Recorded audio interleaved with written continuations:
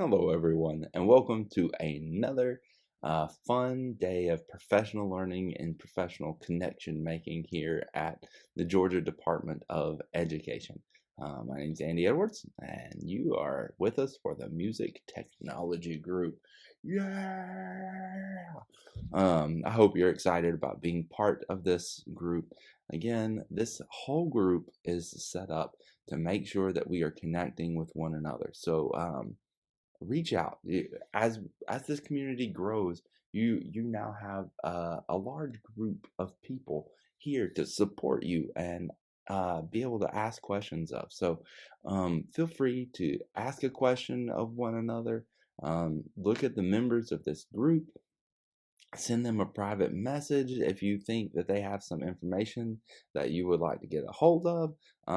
Feel free to share your information in the discussion that goes along with this video.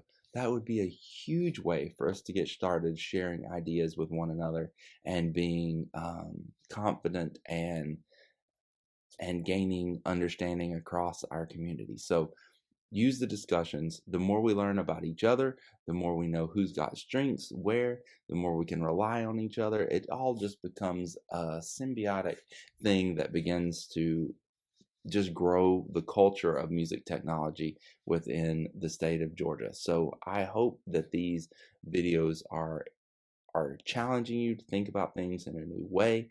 I would love to hear the ways that it has sparked ideas within your classroom, or if you want to share some of your ideas so that your ideas can spark ideas in my classroom, would love to hear what's up with you. So today we're going to dive a little bit more into the recruitment and promotion of your program. Now, it's kind of a different angle to what we were talking about last time within arts advocacy and the building of community within your actual program. So let's dive in. This is a little bit more student focused. Let's see what is it about recruiting and promoting that we need to know for the music technology classroom. Number one, the students need to enjoy what they're doing and learning in your classroom. That means the content has to be ever evolving and changing and being added to, and new skills being learned. I know that there have been programs that have gotten off the ground with teachers who were less than excited about teaching music technology at their school. Maybe it just became a dumping ground for students and they really wanted to be a band, orchestra, or chorus teacher, and they just wound up having to teach this. And all they ever taught the students to do was to put loops into a project and build a project. And every project was just that. Gets old pretty quick, and students know that they want more. So they need to enjoy. Now, I'm not saying that loops are a bad thing and you should never use loops. I use loops in my classroom all the time. They are good foundational building tools, but that's just it. They're building blocks. They're building blocks to help you learn more about other things. So make sure that the students are constantly learning new skills, that they're growing what they're doing, and gaining new knowledge. Now, remember, this is a dangerous one for the band, chorus, and orchestra teachers sometimes. Not always, but sometimes. Remember, this music technology class is not film scoring 101. This is for newbies, right? This isn't newbie symphony writing in 15 easy steps. While we love our classical music, and I have nothing against classical music, listen to it all the time, use it in my music technology classroom all the time. The skills of pop music are the same as the skills of classical music. You just have to find the ways to make the two of them relate and expose the students to it by all means. Use that music. Teach these students skills along the way that come from classical music because it's been done that way for centuries. So, by all means, teach them some of those skills. but don't limit it to those skills. To reach students with this class, you want to make music that they are interested in and music that they connect with. Now, I'm not saying that all rap music is good. I'm not saying that all pop music is good, but there is some gold out there in all of these genres. Dig through, find the gold, make you a playlist of rap gold. It's out there. And yeah, you're going to have to dig a little bit more to find school appropriate topics and school appropriate language.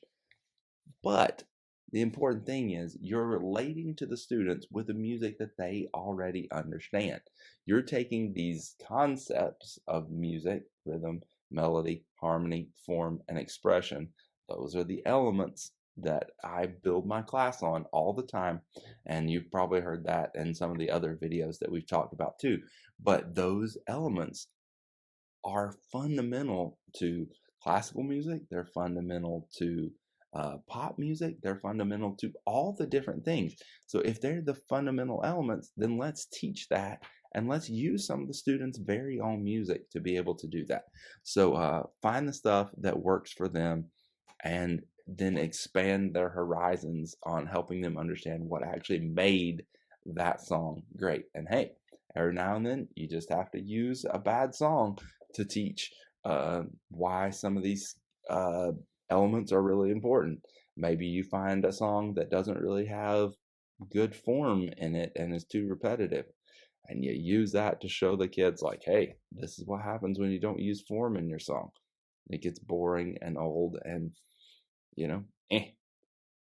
So students will take these elements and turn them into all types of music. I really don't limit very often in my project making what genre of music the students have to write in.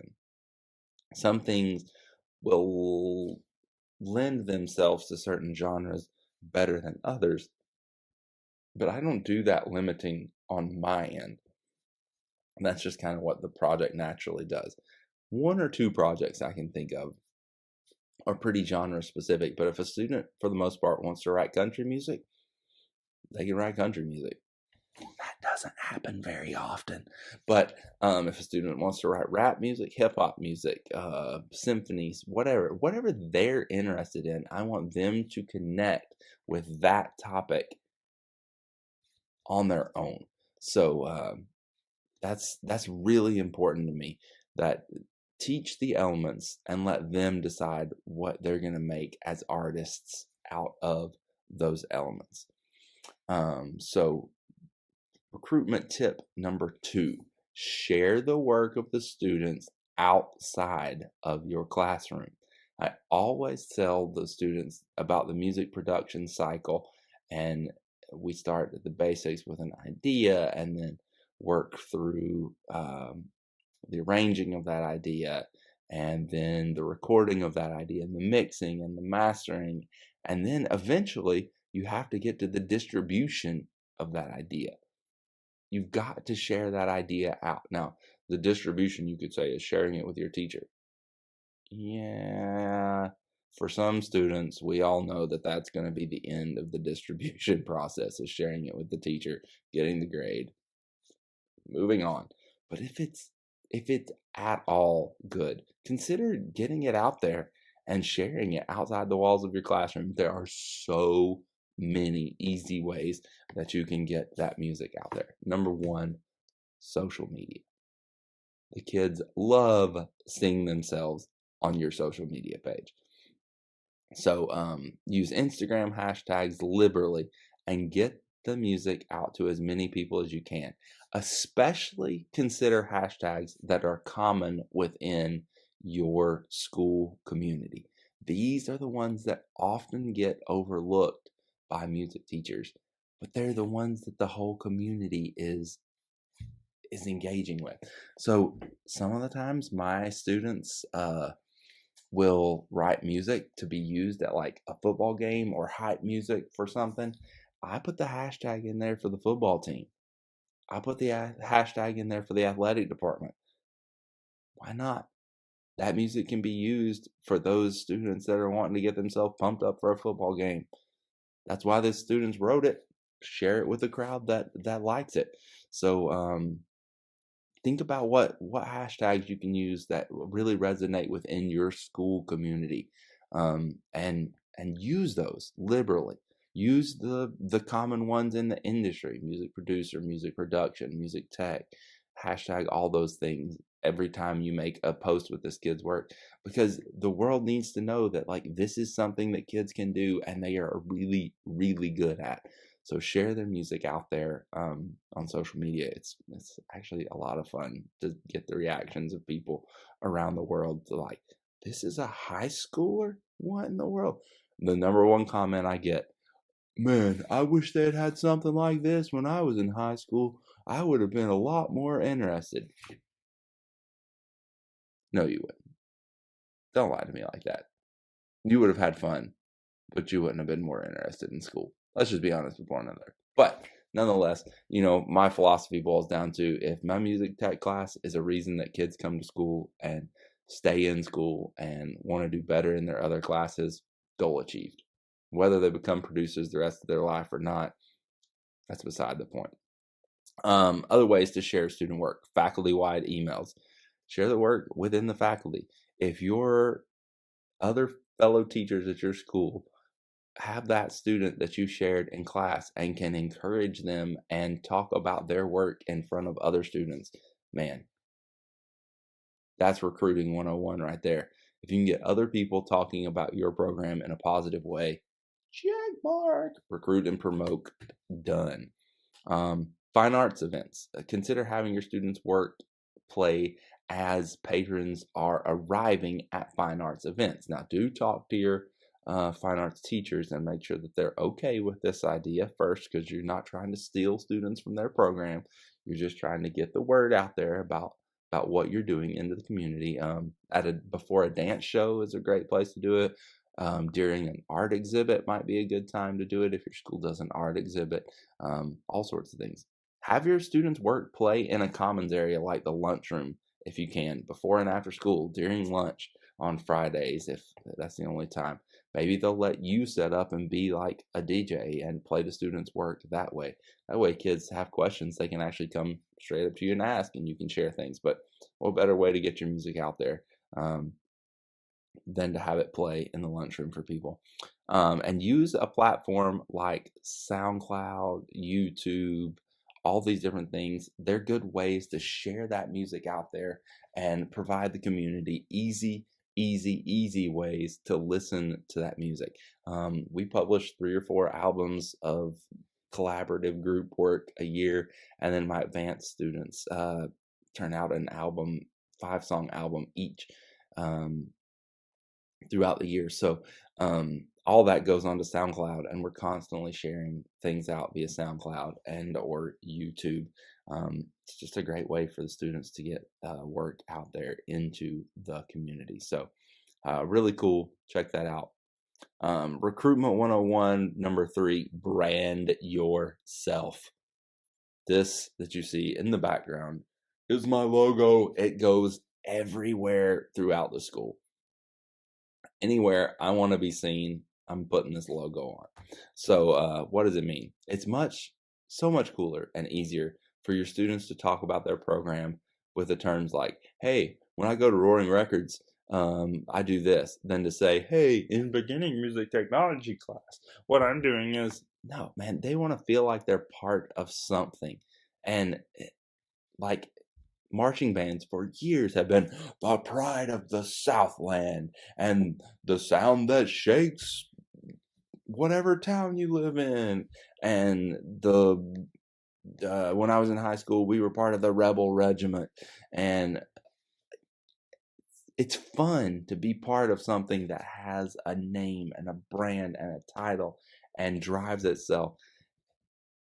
And it's just easy for kids to talk about. So, hey, make yourself a record label, right? I am Roaring Records. This is what I do. I teach kids music technology and I get their music out there. So consider that. Print it everywhere. Decorate your classroom with it. It's all around my classroom. Use it in your electronic classroom. Make it your background on Google Classroom. Make it your background on whatever electronic platform that your school uses. Anywhere that you can customize with that logo, put that logo, make sure the kids see it. Use it as an email signature. Use it in your social media. Anything that you can do, like put it on every piece of handout that they get. If it's a PDF that talks about the history of music technology, throw your logo on the top of it. If it's an assignment where they have to describe the form of a piece of music, throw your logo on top of it. And do whatever you got to do and get it out there. Okay. Beside that, make t-shirts, hoodies, beanies, stickers. I've got this great mom and pop t-shirt business that's close to my school. They've actually made a spirit store for me. We sell all these things in the spirit store, and it's just the students order at the store, and then it's delivered straight to them. I don't have to do anything. The store runs 100% of the time. They have access to it if they want t-shirts, hoodies, hats, whatever, you name it. They can get it. It's all run there. I don't have to have all that ordered in. You probably have some type of store or community member that does that kind of thing in your area. If you can find them, great idea. And it's a fundraiser. So consider making a letterhead and put it on all the handouts and stuff that you give out about your class. Just get that brand out there. It will help sell your program. It'll make it a household name in your community if you're doing it the right way. And I don't think there's much other way to like do it. I think it's going to become a household name as long as you have something. So like I said, ours is Roaring Records. Another program that I've worked at, their program is called The Knights. So we made them the Knights of the Turntable. Yeah, you like it. It's corny, but it's something. So use your mascot, use your school name. Like, RCA Records, that's just 3 initials. So if it's your school, like blah, MHS Records, you can do something like that. But at least you're developing that idea of a record label. So just something to consider. Here are some of the posters that I've made. So these are students that have been part of the program, and I just slap it up outside my room, inside my room. These are just some of them. Get them out there, get them exposed to what it is that you're doing in your program. I use recruitment images quite a bit to get kids to know about the program. I've used 2 common themes. One is no instrument required. That could definitely be one of them too, but no experience required. I want the students to know that you don't have to know anything about music to get into this class. And then the other thing I want them to know is they can bring their music to life. So these are my two taglines for sure. No experience required, bring your music to life. And then an important thing for this is make sure you pick students that reflect the student body that you actually teach in. I probably teach at the most diverse school in the state. We are almost, it's not exact, but we're almost a quarter Black, a quarter white, a quarter Asian, and a quarter Hispanic. It's really cool. So get in there and find students that reflect the students that are in your student body.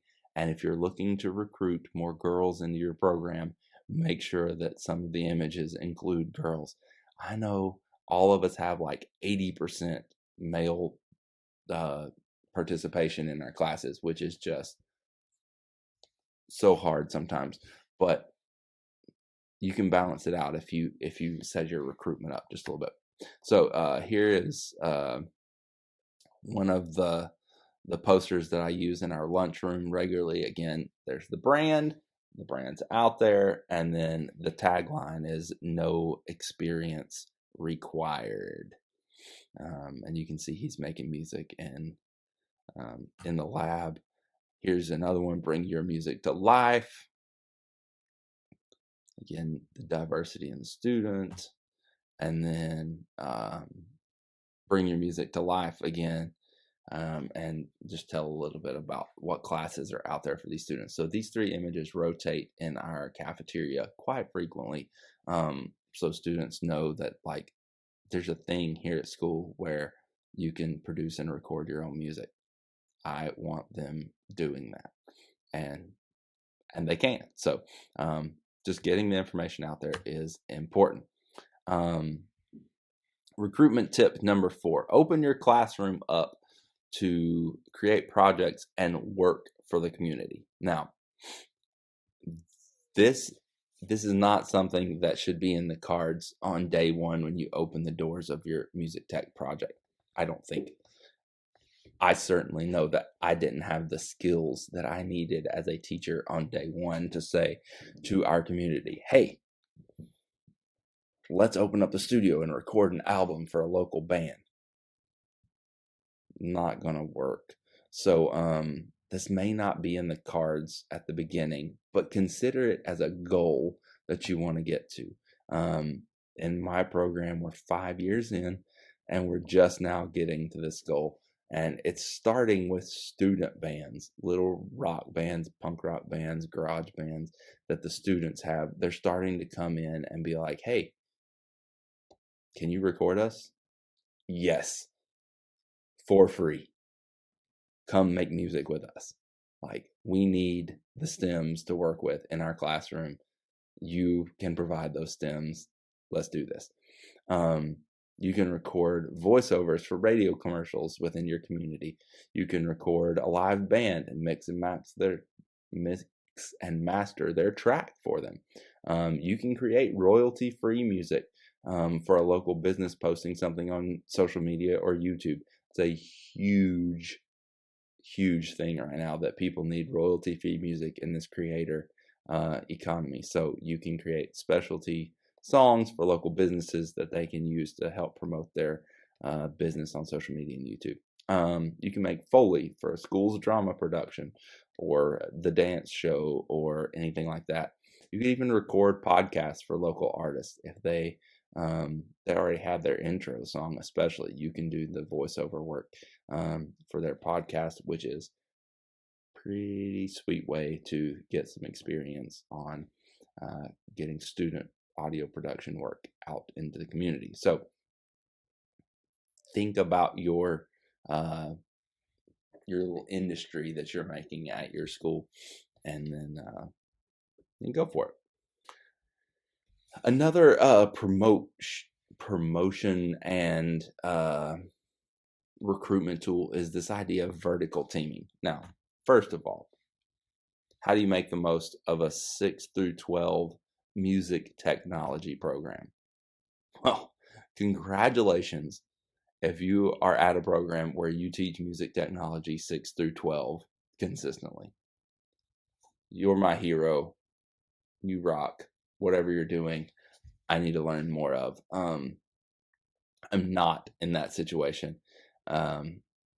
We teach 9 through 12 music technology in our little area, but I don't have a 6 through 12 music technology program that I'm currently working with. So some of this is my postulation, and some of this is what I have gleaned from my colleagues who are part of a 6 through 12 program. But this is what we know. Some helpful hints. Talk often with your team teacher so that you're both headed in the same direction. You are now driving a ship together, and that ship needs to be moving or trying to move in the same direction. I can't express this enough. You are a team. Make yourself a team. Even if you're not completely compatible as personalities, try to make yourself a team in the collegial sense of like what you do, and making sure that the programs that are happening 6 through 8 are the programs and processes that students need to be successful when they get into your class. try not to repeat the same exact projects. I can't think of anything that would be more boring to a student than if they take a beginning music technology class in middle school and then maybe they only took one in middle school, they're not ready for anything different in high school, they take a beginning music technology class and it's the same set of projects. Oh no, you've just lost that student. There's no recruitment there. You're just making that kid bored to tears. So consider not having the exact same project lineup from middle school to high school. Consider having a system that if a student completes the middle school program, I'm not saying they take like 9 weeks of music technology and they're good to go, like whatever the logical progression is, if your middle school can offer more than one, if they complete that program, have it to where they can skip a level at the high school. Maybe they move straight into intermediate music technology because probably they should have the skills, and you should have talked with your vertical team enough that if they take 2 or 3 music technology classes in middle school, they should be ready to move into that upper level when they get to high school. So again, that's a communication piece between your teacher and you as a teacher team. So make sure that's happening. Consider this. Have students at both schools collaborate to build a connection between the programs. So you could actually have a middle school student work with a high school student on a song. They could bounce the song back and forth and have their own elements. That would be a great way to connect the kids. Or consider a pen pal program where the high school students can help the younger students and offer advice or critiques. So maybe the 6th grade students send a song to the high schoolers. Maybe the high schoolers send a song to the middle school students, and they actually offer advice or critiques so that they can see what's happening there. Great way to build synergy in your program is to have the students actually working together and sharing information. What if you don't have a vertical team? What if you're like me? Well, try hooking up with another school in your district or geographic area if you're the only one in your school district, and try some of these same things. Now, granted, you can do the same projects, which is nice, but try having your students hook up and actually offer advice to one another based on what they're building and making. It could be a really good way to build the music technology community as a whole, as opposed to just the community within your school district. So just a thought. What are some student opportunities that are out there? Like, if we're really talking about recruiting and promoting, how can we get our students work outside of just our classroom and get them recognized for what they're doing? Well, there's some cool things. One, in our state, we have the GMEA Student Showcase, thanks to Heath Jones, who is doing an awesome job with all things GMEA. This Student Showcase is phenomenal. Every year that we've done it now, we've done it both years, I should say, I've walked away absolutely stunned, especially this year in a digital learning environment. Jaw on the floor at some of the awesome things that these students were making and shared at the GMEA Showcase. If you haven't had a chance to watch it yet and you're a GMEA member who went to the convention, go on and watch the repeat video of it. It's just phenomenal what these students were able to create. So it's not a competition, it's a showcase. So as many students as you want can enter into the showcase. They'll all receive professional critiques on their projects, and around 10 or so are chosen to be featured at the showcase during the GMEA convention. So really cool opportunity for kids to get their work out there and receive portfolio credit, resume credit, if they're looking to go into this field long term. It's really cool. I highly recommend you go watch the video if you have not yet. Tweed Recording Academy has Saturday sessions, and these are just getting fired back up again here in March, but they've been doing them for a couple years now. These are free days for high school students that are interested in music technology to go to Tweed Studios in Athens, Tweed Recording in Athens, and have a day of learning in the studio with professional sound engineers. so dope. Every time one of my students goes, they come back with stars in their eyes and all these new concepts that they want to talk about and share. It's just brilliant. All these guys are phenomenal, and the academy that they run for students after high school is really cool too. So check it out. Georgia Tech has a competition that is the Moog Hackathon. So this is a team competition.